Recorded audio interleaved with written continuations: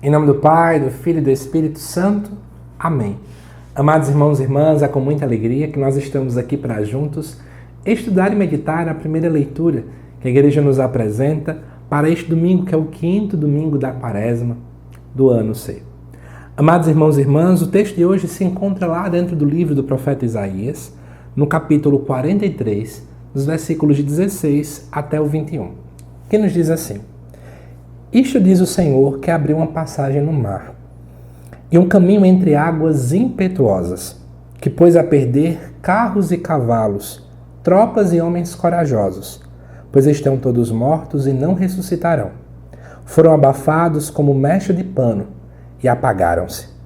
Não relembreis coisas passadas, não olheis para fatos antigos. Eis que eu farei coisas novas e que já estão surgindo. Acaso não as reconheceis?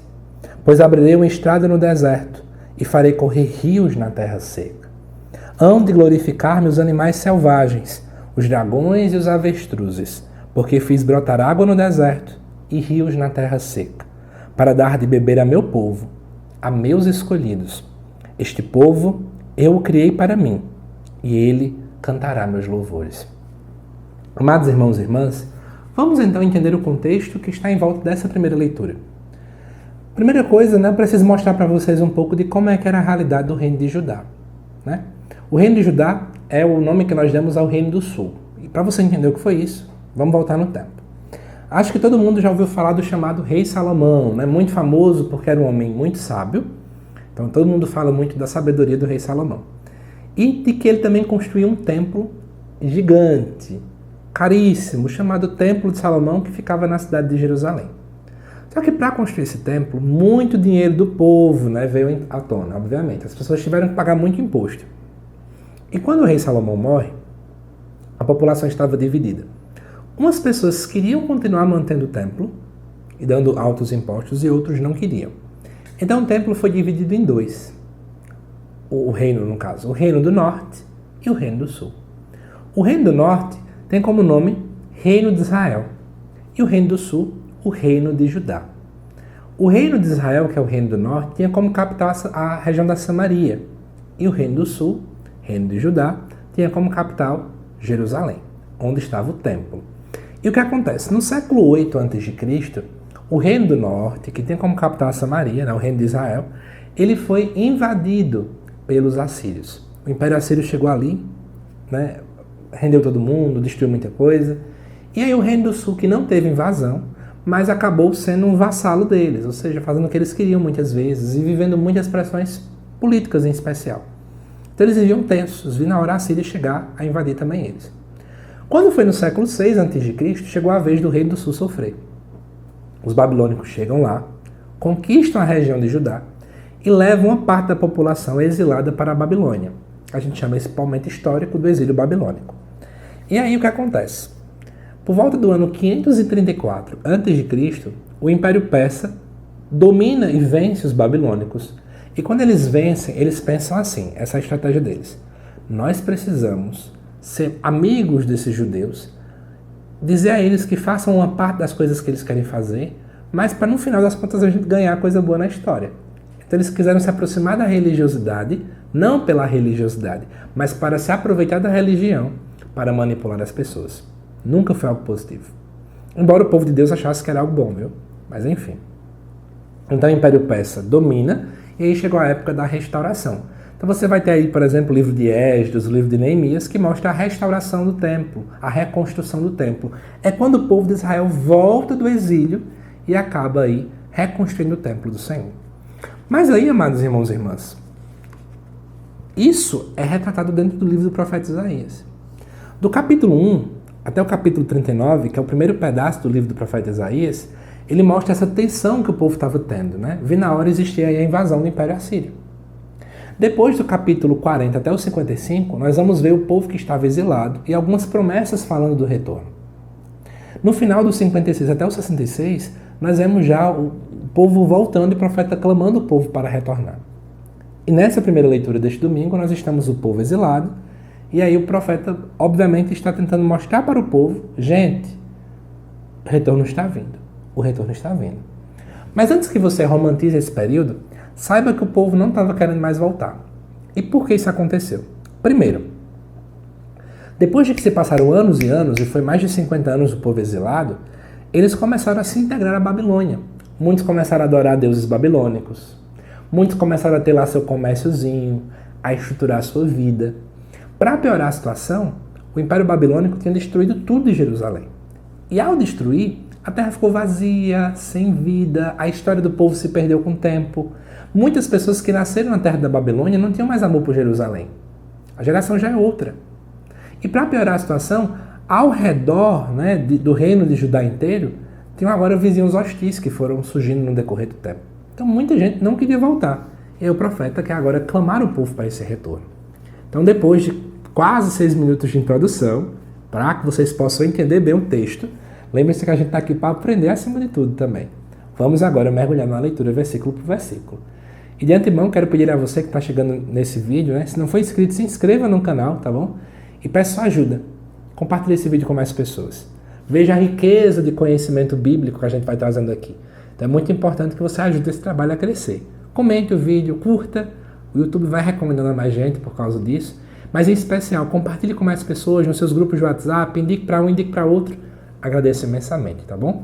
Mas vamos para o texto agora. No início, no versículo 16, Deus começa a lembrar o que ele fez. Nós chamamos isso de teologia da memória. Voltar e lembrar os feitos do Senhor. Então começa. Isto diz o Senhor que abriu uma passagem no mar e um caminho entre águas impetuosas. Está se apontando aqui para a passagem do Mar Vermelho, quando Deus libertou o povo da escravidão do Egito. Depois diz que pôs a perder carros e cavalos, tropas e homens corajosos. Ainda o mesmo episódio. Pois estão todos mortos e não ressuscitarão. Foram abafados como mecha de pano e apagaram. Isso é quando você pega um pano e passa o ferro nele, né? Então, no final das contas, literalmente, né, o pano fica limpo, se apaga e ninguém lembra daquela mecha que tinha ali antes. Então, aqui nós vemos mostrando-se o poder de Deus. Deus que destruiu tudo aquilo. Aí no versículo 18 vem algo engraçado, né, que diz assim: não relembreis coisas passadas, não olheis para os fatos antigos. Ora, como é que Deus disse que não é para olhar o passado se no versículo anterior tinha um foco no passado? Não é esse o objetivo do versículo. O objetivo do versículo é dizer o seguinte: olhem, não se apeguem ao passado. Lembrem-se o que aconteceu, lembrem-se dos feitos do Senhor, mas não achem que o que Deus fez de bom está lá atrás. Mas entendam que o que vem pela frente é ainda mais profundo, é ainda maior. Porque tem muita gente que é assim, eu já escutei essa fala, viu? Ah, porque antigamente, vou dar exemplos aqui, dentro do caminho da igreja. Ah, é porque antigamente a pastoral familiar era muito boa. Ah, era um povo tão bom. Olha, hoje, que esse povo novo chegou agora, não, presta mais não. Quem nunca escutou uma frase assim, né? Ai, mas antigamente as festas de padroeiro eram boas, o povo era engajado, o povo era animado. Agora, vocês não entendem não que é isso, não. Tem muita gente que fala coisas assim. Parece que Deus só agia antes, só unia antes. Parece que a alegria que vinha de Deus só existia nos tempos antigos. Como se Deus fosse um Deus do passado e não um Deus do presente e futuro também. E aí o texto vem mais uma vez dizer: não relembreis coisas passadas, não olhei para fatos antigos. Amados irmãos e irmãs, precisamos de um retrovisor no carro? Claro, para lembrar de onde eu saí. Mas se eu ficar olhando só para o retrovisor, eu vou bater. Se eu olhar só para o retrovisor, eu não vou conseguir andar, avançar. Não é à toa que o retrovisor é bem menor do que todo o vidro que está na frente do carro. É para dizer o seguinte: tu precisa do passado, tá bom? Mas o caminho que vem pela frente é mais importante. Não sejamos cristãos, museus, que só se apegam à ação de Deus no ontem. Parece que Deus não pode mais agir hoje, nem pode agir mais amanhã. E esquecemos que Ele tem muito mais a fazer. E se ontem foi bom, imagina o que vem preparado para nós no céu. Não se compara. Olha para frente, meu irmão. Olha para frente, que Deus tem muito a fazer na nossa vida. Continuando o texto. O próprio Deus fala no versículo 19: eis que fareis coisas novas, e que já estão surgindo. Acaso não a reconheceis? Aqui é um grande apelo de Deus para olhar. Olha para o teu redor. Deus já está fazendo algo novo. Deus já está fazendo coisa nova, só que somos nós que muitas vezes não observamos, não nos atentamos. E o texto ainda diz o seguinte: pois abrirei uma estrada no deserto e farei correr rios na terra seca. Lembra que eu falei para vocês que o povo estava meio preocupado com o retorno para Jerusalém, porque a terra já não tinha mais o mesmo brilho, a terra já era mais deserta? Então, Deus é aquele que é especialista em lugares que são desertos, em fazer gerar rios. Rios de água viva. Para de ter medo, amado irmão e irmã, de viver no deserto. Para de fugir do deserto e entenda que pode ser o pior deserto do mundo. Deus sempre pode fazer surgir ali um grande oásis. E às vezes o oásis já apareceu. Mas a gente fica reclamando tanto do deserto, murmuramos tanto, choramos tanto, que esquecemos que do nosso lado a promessa já chegou. Só que eu achava que a promessa era assim, assim, assado. E Deus pensa diferente. E aí, continuando, do versículo 20 em diante, vão falar de coisas que vão acontecer. Né? Os animais vão glorificar e também o povo vai cantar os louvores de Deus. Amados irmãos e irmãs, mas para terminar esse texto, eu ainda quero pontuar uma última coisa. Percebeu que dentro desse texto, o centro todo é o próprio Deus? O centro é Deus porque o povo estava na Babilônia, muito já estava abandonando Deus, mas é Deus que se volta para o povo, é Deus que procura o povo, é Deus que quer salvar o povo, é Deus que tem a iniciativa.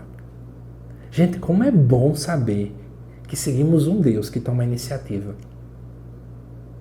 É muito bom. Temos um Deus que nos ama mesmo quando eu não o amo.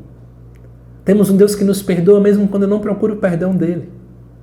Temos um Deus que nos acolhe mesmo quando eu estou a quilômetros de distância. No último domingo vimos isso. O pai que corre para abraçar o filho. O filho ainda estava longe, mas o pai se apressa porque Deus tem sede de nos perdoar. Deus tem sede de derramar a misericórdia sobre nós. E é isso que a gente vê nessa primeira leitura. Eu sei que ainda não é o vídeo do Evangelho, ele só vai ao ar na terça-feira de manhãzinha aqui no canal, mas a gente vai sentir também isso dentro do Evangelho. A mulher pecadora, trazida pelo povo, e Jesus tem pressa de restaurar a história daquela mulher. Temos um Deus que tem sede e que faz coisas novas. Por isso, quero finalizar esse vídeo dizendo para você, amado irmão, amada irmã, Deus faz coisas novas em nossa vida. Deus é um Deus do novo hoje. Não ache que o que Ele fez no passado já foi grande o suficiente. Deus sempre pode nos surpreender. Deus sempre pode fazer algo maior. E talvez Ele já está fazendo.